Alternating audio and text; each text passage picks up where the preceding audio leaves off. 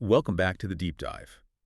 We're continuing our exploration into the complex history of the anti-colonial struggle, taking a close look at the source material you've provided. And picking up right where we left off, this is indeed part two of a four-part series. That's right. So if you didn't catch the beginning of this, well, crucial narrative, we really recommend going back and listening to part one first. Absolutely, All just right, to anyway, get that foundational context. because today we're diving deep into insights specifically drawn from the source material provided, which is published by Shabbat. Uh-huh. And it offers a very particular perspective, doesn't it? Mm. A detailed account of how things progressed after that initial resistance period we talked about. Exactly. Shabbat is the key source we're focusing on for this deep dive. And understanding its perspective, as the official media outlet reflecting the EPLF and later government viewpoint, is really key here. Right. It presents a detailed account of the challenges faced, the strategies they employed, during what was really a critical phase of the struggle. Essentially how external factors started playing a much bigger role. And the strategic response to those, that's what Shabbat really digs into here. Okay, let's unpack this then. The source opens by immediately discussing the role of, well, outside powers in the conflict, Right. starting with the regime that came after Haile Selassie, the one known as the Dergue. Yes. And Shabbat wastes no time highlighting something fundamental about the Dergue regime. Which it was. That it shared a characteristic with the imperial rule. It actually overthrew this deep reliance on external support. Interesting. So not self-sufficient. Not according to this account, no. The Dergue, much like Haile Selassie before them, apparently quickly felt they couldn't survive. Couldn't put down the opposition, you mean? Exactly. Both the Eritrean struggle up north and, opposition within Ethiopia itself, they felt they needed substantial help from the outside to manage that. So a sense of dependency right from the start. That's the picture Shabbat paints. They needed foreign backing. Yeah. And what's fascinating here, as the source describes it, is the really rapid and dramatic shift in who they sought that aid from. Initially, the Dergue made a big push for American assistance, maybe following, historical precedent. Right. The U.S. had backed Haile Selassie. Precisely. So they desperately wanted arms, military hardware, to strengthen their army. Specifically, Shabbat says, to counter the growing strength of the Eritrean revolution. And also the internal Ethiopian opposition that had just overthrown the old regime. Right, consolidate power. They saw the U.S. as the established patron. But the U.S. reaction wasn't what the Dergue hoped for, was it? The source says the U.S. was hesitant. Yeah, and Shabbat adds an interesting detail. It wasn't necessarily suspicion of the Dergue itself initially. Oh. Their hesitation, according to this source, was more about panic over Haile Selassie's sudden fall. They were wary of the opposition forces gaining ground. So uncertainty about the whole situation. Didn't want to back the wrong horse, perhaps? Kind of. They didn't want to make a quick, potentially wrong move in a really volatile landscape. It was less about the Dergue's ideology, more about the instability, as Shabbat presents it. Okay, so the U.S. is hesitant. And this hesitation, this lack of immediate arms when the Dergue felt they really needed them? Led to a pivot. A remarkably swift pivot, yes. Badly needing weapons, maybe seeing the U.S. as too slow, too unreliable. I lost patience. They did. And as the Shabbat source puts it quite vividly, they did a volte-face. A complete turnaround. Absolutely. They turned their attention decisively towards the Soviets, a major strategic shift, flipping Ethiopia's main military alliance during the Cold War. And here's where it gets really interesting, because the source describes the Soviet reaction. Uh-huh. Shabbat says the Soviets were watching closely. And jumped right in. Took advantage of the opening. They saw an opportunity aligned with their global interests, right? Yeah. Expanding influence in the Horn of Africa. Exactly. And the source says they were only too pleased to deliver arms. It wasn't reluctant. They actively embraced it. This sounds like a pivotal moment. It absolutely was, according to the Shabbat narrative. The source emphasizes that in a remarkably short time, the Dergue's armed forces didn't just grow. They exploded. They quadrupled, both in numbers of troops and the sheer volume of weapons. Quadrupled. That's staggering. Imagine the scale of that influx. Going from an army struggling to contain opposition to one massively bolstered by a superpower. It must have completely changed the military landscape. Dramatically. And quickly. It gave the Dergue a level of force they just hadn't had before. And the impact, as described in the source, I mean. Devastating. Particularly for Eritrea, according to Shabbat. This intervention by the Soviets and their allies, the source mentions accomplices, implying a bloc. Right. It didn't just empower the Dergue. In Shabait's strong terms, it whetted the regime's craving for imperial expansions and liquidation of the opposition. So it fueled aggression, not just defense. That's the argument. The source states unequivocally this external factor led to destruction and bloodshed unprecedented in Eritrean history up to that point. It fueled an aggressive, expansionist ambition. And did it resolve anything? Quite the opposite, according to Shabait. This foreign intervention didn't lead to a resolution. It prolonged the conflict. Significantly. And critically, it actively blocked other possibilities for resolving the problem. How so? By giving the Dergue such overwhelming military superiority, it reinforced their military-first approach. It removed any perceived need for negotiation or compromise. So it basically shut down diplomacy. That's the implication in the source. It cemented the conflict as a brutal war, heavily fueled by outside powers. And the Shabait source makes it clear this wasn't just about Eritrea or even Ethiopia internally. No, not at all. This intervention had ripple effects across the whole region, the Horn of Africa. It spilled outwards. Definitely. The source directly links the Soviet and Allied intervention to regional destabilization. How? It argues that beyond just stimulating the Dergue's ambitions in Eritrea and consolidating their dictatorship at home. This outside support upset the regional balance of power. Exactly. It played a major negative role, according to Shabait. It allowed the Dergue to project power in ways that profoundly impacted its neighbors. The source mentions Somalia. Yes, though it kind of sets aside Somalia's own actions, focusing on how Ethiopia used the situation. Leveraging it. Perhaps. Leveraging the complex situation, maybe border disputes, enabled by their new military strength from the Soviet bloc. And Shabait's analysis connects this directly to the Soviet intervention. Explicitly, it says the intervention aroused the Dergue's fantasy of becoming a regional power in the Horn of Africa and beyond. Wow, fantasy. So not just defensive, but expansionist. That's the portrayal, seeing themselves as the dominant force in the wider region. And this translated into action. Concrete military action, yes. The source notes directly the Dergue invaded the territory of the Republic of Somalia. A full-scale invasion. Presented as such by Shabait, yes. A direct consequence of their bolstered military and regional ambitions. Then was it just Somalia? No. The source states the Dergue was also taking steps against the states in the region to force them to either submit to its domination or face destabilization. So a broader strategy of coercion. It implies that. Intimidation, interference. It even mentions exploiting problems in southern Sudan. Looking for weak spots, maybe. Suggests they were trying to exert influence wherever they could. So this external support allowed aggression both internally and externally. Precisely. Against internal opposition and neighboring states, all part of this regional power fantasy, now militarily feasible. And Shabait uses this to highlight what? Not just the Dergue's aggression, but critically, the significant negative role the Soviet Union played in complicating the politics of the region. By enabling all this. By injecting massive military aid, providing troops, enabling these actions, the Soviets, in this account, were reshaping and destabilizing the entire Horn. Which raises a huge question. Exactly. Faced with this drastically changed landscape, a more powerful, externally backed enemy with regional ambitions, what does the EPLF do? Right. How do they respond? The Shabait source poses this directly, doesn't it? It does. It frames it as a critical strategic challenge, given that a political solution seemed, well, impossible. Because of the Dergue's nature and actions. And their newfound power, yes. What should the EPLF have done? And crucially, what steps did they actually take, according to Shabait? A moment demanding a clear decision. And the source argues that in the 2 years leading up to the first EPLF Organizational Congress, around 1977. Filled with terror, it says. Yes. During that time, the true nature, the political line, the direction of the Dergue became clearly evident. No more ambiguity. No room left for doubt, Shabait states. Their actions spoke too loudly. And the source lays out the evidence the EPLF assessed. It does. It contrasts the Dergue's supposed peace maneuvers, which Shabait calls insincere, a facade. Yes. Contrast those with their undeniable barbaric actions on the ground. Like what? Specific, horrific acts. It mentions the barbaric strangulation of youth in cities, atrocities against urban civilians, and in rural areas. Systematic burning of villages, massacres. It even names places like Wekiduba and Hajar as examples of this brutality.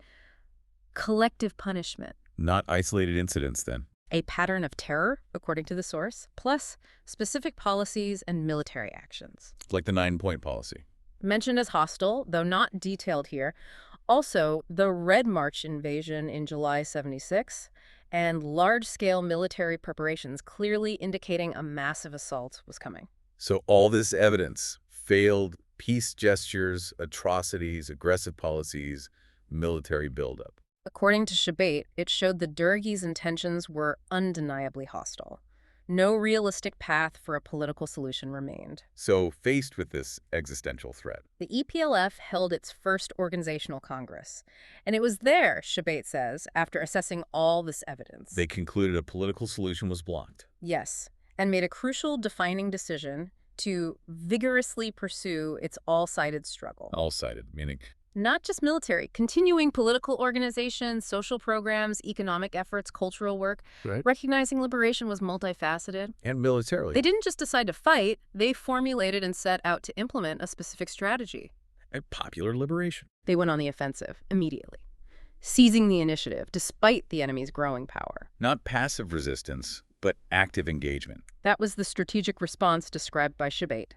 Dialogue is closed off. The path forward required a decisive military offensive. And the source then details a period of rapid EPLF successes. Yes, presented as a direct result of this decision to go on the offensive right after the Congress. What's striking is the momentum Shabbat describes. It really is. Town after town liberated in quick succession around early 1977 and the months following.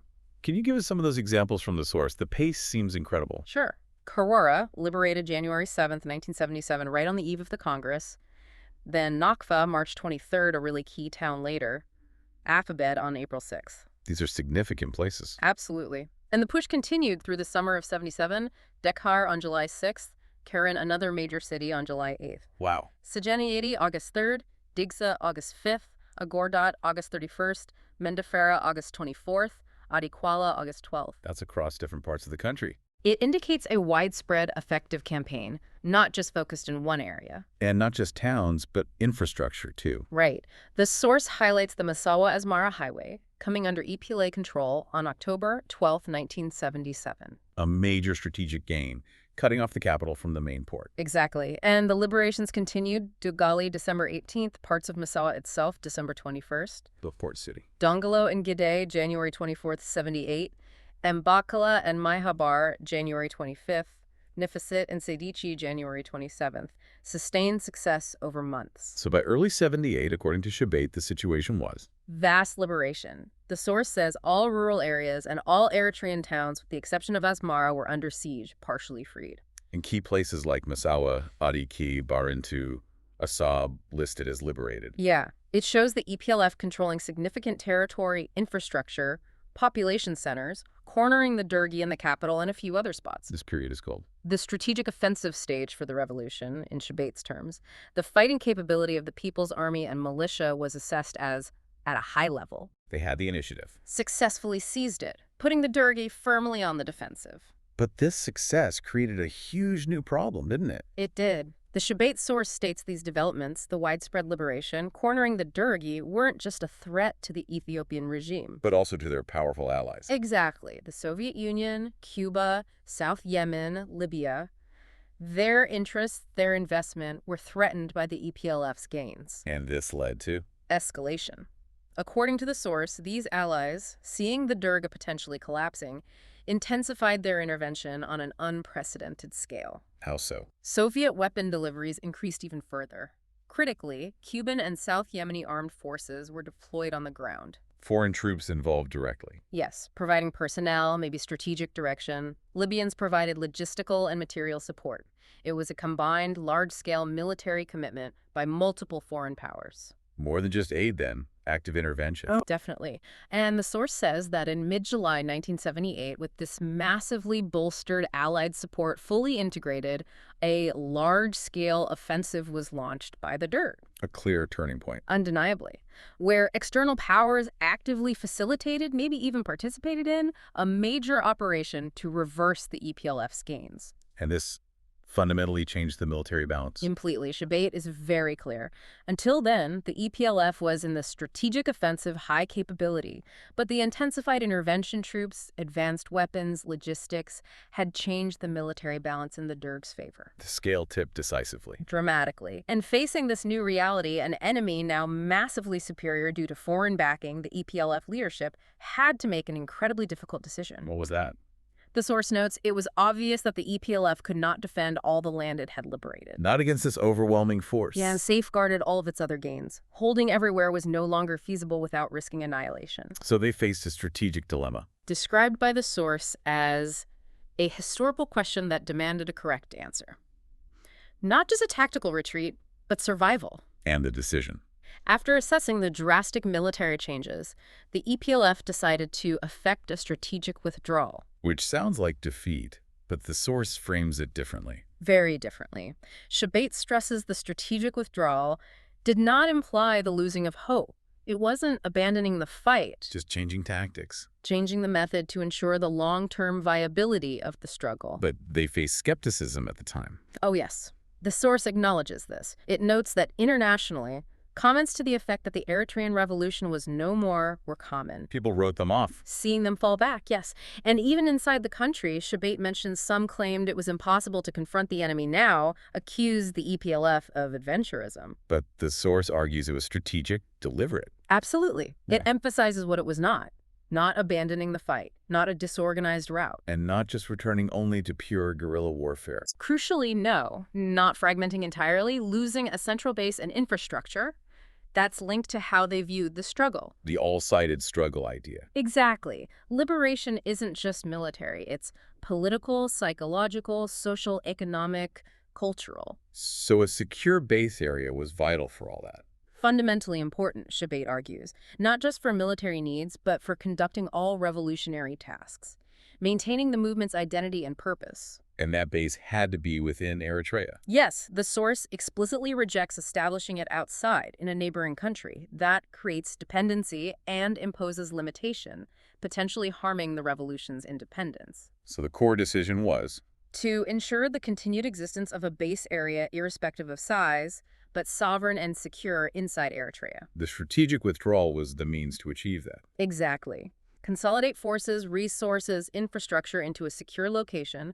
The source mentions the northern Sahel region specifically to survive the onslaught and continue all activities. And the withdrawal itself had specific goals, beyond just falling back. Yes, quite counterintuitive ones. Preserve human resources, avoid unnecessary sacrifices, conserve weapons. But also inflict losses on the enemy. Maximum possible manpower, material, and morale losses on the advancing enemy through calculated delaying actions. And that remarkable point about increasing firepower. Yeah, actively working to increase their own firepower during the withdrawal. Maybe capturing enemy weapons, better resource use, training. Plus maintaining their own morale, protecting institutions. Right, admin structures, hospitals, workshops, preserving them for later reconstruction, and the inevitable counteroffensive. So a planned fighting withdrawal with offensive elements within a defensive move. Aimed at preserving the core, costing the enemy, and positioning for the future, not just survival. Must have been incredibly difficult. The source acknowledges that. It demanded heavy sacrifice, fortitude, and perseverance. Costly, required immense discipline. But Shabbat says it was achieved. Thanks to the heroism and steadfastness of the people and fighters, yes. The objectives were met. The strategic withdrawal was successfully executed. Okay, so after the withdrawal, the EPLF consolidated in their base area. What happened next? The source breaks down the following period into phases, defined by the enemy's large-scale offensives against this consolidated position. Phase 1 was the withdrawal itself and the first offensive. Right. Started mid-July 78, coinciding with the withdrawal. Heavy fighting, like the Battle of Makarika, end of July. It was a fighting withdrawal. Then the second offensive. November 78 until the end of the month. Focused east and south of Karen, still trying to push the EPLF back. Followed by the third. January 79. Targeted multiple fronts and Seba, Mamid, northeastern Sahel. A broad attempt to penetrate the lines. Includes a specific battle near Dendon on the Nakfa front, Feb 79. And the fourth offensive. March 30th to April 11th, 79. Described by the source as futile attempts to breach the various fronts. The lines held. So 4 major offenses in less than a year, all repulsed. That's the picture. But crucially, Shabait emphasizes that the EPLA wasn't just passively defending. What else were they doing? While effecting the gradual and orderly retreat to its fortifications in Sahel, they were also intensifying mobile and guerrilla operations behind the enemy lines. A flexible approach, keeping the enemy off balance. Exactly, forcing them to divert resources even while attacking the main base. And the source says they won important battles even during the withdrawal and these offensives. Inflicting costs. Significant costs. Shabait gives a figure of about 25,000 enemy losses across these first 4 offensives. That's huge. And importantly, the EPLA's defense capability had grown in all respects. They got better at repelling attacks. Which forced the Dergue to rethink. Yes. Realize a quick win was impossible. They had to prepare more carefully for an even bigger attempt, breach the lines and liquidate the EPLF in a war of encirclement. That preparation leads to Phase 2. Okay, Phase 2. EPLA consolidating, Dergue aiming to breach and encircle. That's the dynamic. After careful preparation, the enemy launched the 5th offensive. August 7th, 79, advancing towards Agré with simultaneous attacks everywhere. Another massive push after regrouping. How did this one go, according to Shabait? Despite the preparation, it was repulsed. Decisively. Failed to breach or encircle. At what cost to the Dergue? Immense. About 12,000 soldiers lost in this single push, enormous material losses, and crucially, Shabait says, further deterioration in morale. Another costly failure, hitting morale hard. And for the EPLA? Stark contrast, their confidence and capability to defend its stronghold was enhanced and its firepower boosted. So the strategic withdrawal worked. They were stronger defensively. That's the conclusion from Shabait. They preserved the force, consolidated, and could now inflict heavy losses on major assaults, even boosting their own firepower, possibly through captured weapons. But just defending wasn't enough for consolidation. Apparently not. The source says it required something more active, a defensive attack. A counteroffensive. Yes, launched by the EPLA. Primarily defensive in strategic aim, secure the base, but using offensive tactics. Started early December 79, focusing on the critical Nakfa front. Was it successful? Yes. Drove the enemy back from positions near the stronghold, pushed them to the outskirts of Alphabet, creating a buffer. Not just holding, but pushing back. And a supportive attack on the northeastern Sahel front also dislodged the enemy, restricting them to the plains. Limited strategic pushes to solidify the base. And the result of these 5 failed Dergue offensives and the successful EPLA counterattacks. Significant. The source states it paralyzed the Dergue's offensive capability. They couldn't mount effective large assaults for a while. The evidence for that paralysis. The 2 years of parity that followed, according to Shabait, a military stalemate. Neither side could land a decisive blow. A stalemate born from failed offensives and successful defense. Exactly. And the source notes these developments also had important political repercussions on the national, regional, and international levels. It changed perceptions. So faced with this frustrating parity, this stalemate, the Dergue needed something huge. Precisely. They decided they needed a new, massive, decisive effort. The source says they carried out massive mobilization of men and material for a military adventure, preparing for something unprecedented. Which became the Red Star campaign. Yes, billed by the Dergue themselves as the one and final campaign, intended to end it all. And it wasn't just military prep. No, Shabait details extensive, all-encompassing preparations beforehand. Like what? A major political campaign inside Ethiopia, probably to build support. A significant political and propaganda offensive in Eritrea to demoralize the people there, undermine support for the EPLF. Targeting civilian morale. They understood its importance, and an international diplomatic campaign likely to build support and neutralize opposition before the attack. Managing the international reaction. And that detail about the Asmara Manifesto, issued after meetings, Shabait says, specifically to give its offensive a semblance of legality and popular backing. Trying to legitimize it politically. Shows they felt the need to before launching such a massive operation. Okay, so after all this prep, they launch Red Star, the plan. Incredibly ambitious, according to the source, to wipe out the EPLF in a 2 to 3 week war of encirclement.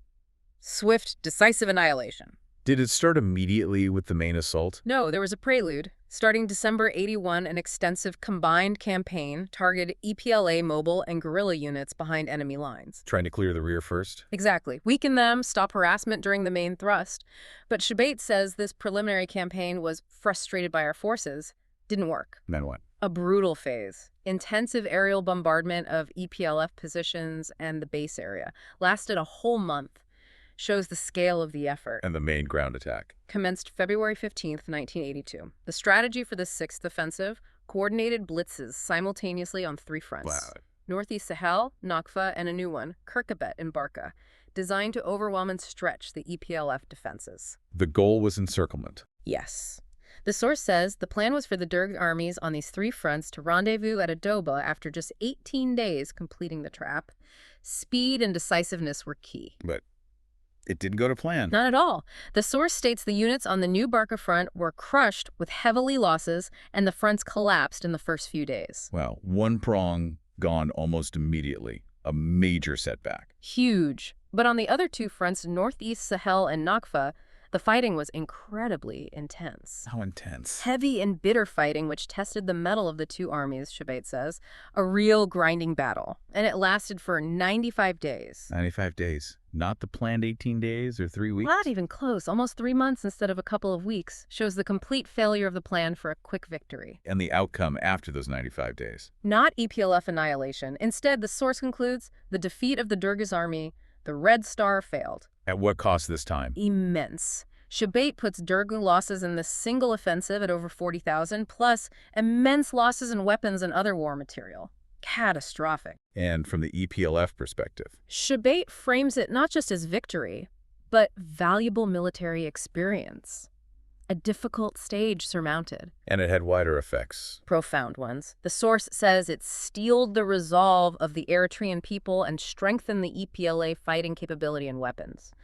Boosted morale, validated strategy. And internationally. Described as a significant political turning point on the international stage, suggests this victory against a superpower-backed force gained attention, maybe altered perceptions of the struggle. Wow. So, tracing this narrative just from Shabait, we've seen the Dergue's reliance on shifting foreign aid.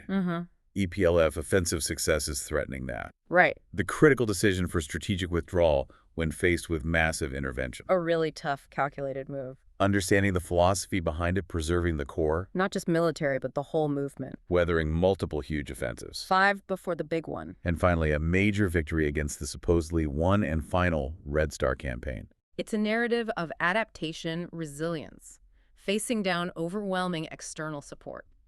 Shabait details how strategy evolved under relentless pressure. It certainly paints a vivid picture of this phase, highlighting external intervention and the responses it demanded. And this deep dive into Shabait for part 2 has taken us right up through that massive 6th offensive, the Red Star campaign.